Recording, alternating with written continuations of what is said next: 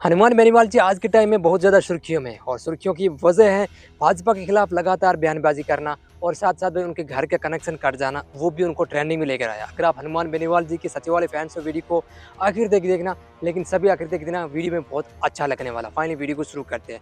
आप सभी को पता है या फिर मैं बता दूँ हनुमान बेनीवाल जी पिछले 2 महीनों से जयपुर में हैं और एसआई भर्ती को रद्द करवाने में वो पूरी कोशिश कर रहे हैं। लेकिन सरकार ने अभी हाल ही के दिनों में बोल दिया है कि पिछले 3 सालों के हमने पेपर चेक किए जिसमें ऐसा कुछ हमें दिखा नहीं जिनसे हम भर्ती को रद्द कर सके। अब देखते हैं कोर्ट पर गया मामला तो कोर्ट आखिरी फैसला बहुत जल्द सुनाएगी तो उस पर क्या आता है। लेकिन मुझे नहीं लगता कि ऐसा ही भर्ती जो है वो यहाँ पे रद्द होती हुई नजर आती है। लेकिन इन सब के बीच में यहाँ तक तो सब कुछ ठीक था, लेकिन इन सब के बीच में हनुमान बेनीवाल जी ने बहुत सारे बयान भाजपा के खिलाफ दिए। बहुत सारे भाई पत्रकार उनके पास ही रहा करते थे, हर एक दिन उनके सामने माइक भाई जब वीडियो देखो 10-15 बाइक उसके उसके सामने नजर आते थे भाई। उनसे ऐसा लगता था उनके फैंस को तो भाई ये तो भाई बहुत ज़्यादा ट्रेंडिंग में है भाई, अच्छे नेता है। लेकिन भाई उनको क्या पता था कि ये जो उनकी बयानबाजी है उन पर बहुत ज़्यादा भारी पड़ जाएगी। बहुत सारे बयान दिए, एक बार तो ऐसा बोला कि अगर भजन लाल जी शर्मा जी हैं, वो अगर पार्टी छोड़ देते हैं, खुद चुनाव चुनाव लड़ते हैं तो उनको 3000 वोट भी नहीं आते। विधायक बने और मुख्यमंत्री बन गए, लेकिन बहुत जल्द वो मुख्यमंत्री पद से हट जाएंगे, ऐसा कुछ बोला। और दूसरी तरफ इन्होंने ये भी बोला कि वसुंधरा राजे सिंधिया जी को अगर घर बैठे है उसकी वजह मैं भी हूँ, मैंने उनका करियर खराब किया।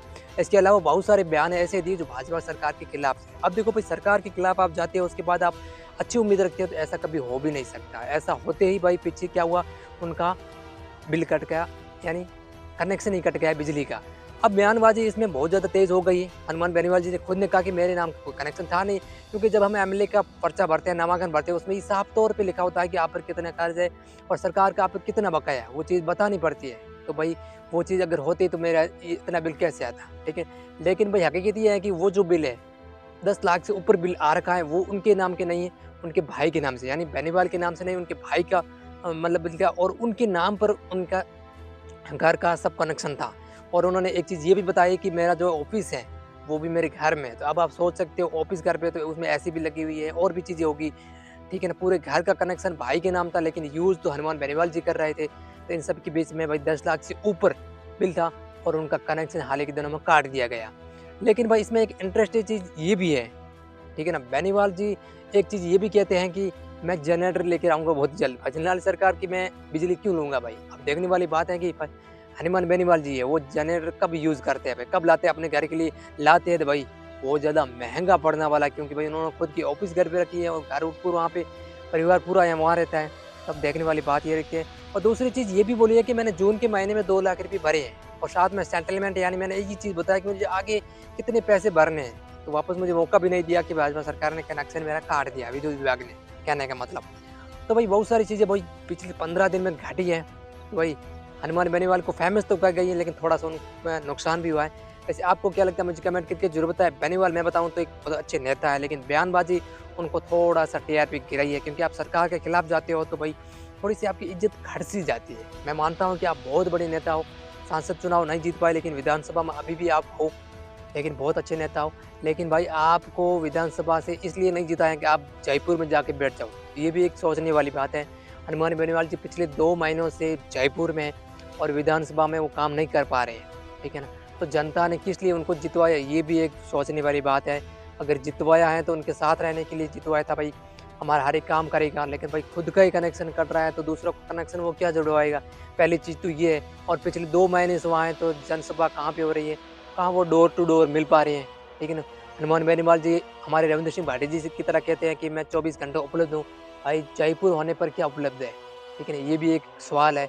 तो इन सब के बीच में देखा जाए हनुमान बेनीवाल जी अगर आगे भी जयपुर लगातार रहते हैं तो नेक्स्ट विधानसभा चुनाव में उनको बहुत बड़ा नुकसान उठाना पड़ सकता है।